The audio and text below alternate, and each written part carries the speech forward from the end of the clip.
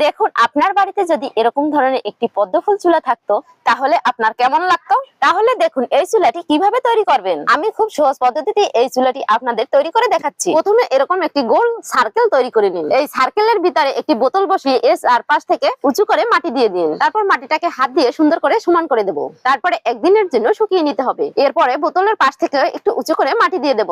এখন চুলাটির মুখ তৈরি করার জন্য এখানে একটি বোতল বসিয়ে এর উপর থেকে আবারও আমি মাটি দিয়ে দিচ্ছি। এখন চুলাটি শুকানোর পরে বোতল দুটিকে তুলে নিতে হবে। আমার ভিডিওগুলো প্রথম থেকে থাকলে অবশ্যই একটি লাইক দিবেন এবং ভিডিও কোথা থেকে দেখছেন অবশ্যই কমেন্টে জানিয়ে যাবেন। চুলাটি লিপে শুকিয়ে নিয়ে এখন এর উপর থেকে আমি কয়েকটি পাপড়ি কেটে নেব। প্রথমে চুলাটির উপরে কয়েকটি পাপড়ির দাগ কেটে নিয়েছি। তারপরে দাগ কাটার পাশ থেকে একটি কাঁচি দিয়ে কেটে নেব। ভিডিওটি খুব মনোযোগ দিয়ে দেখুন।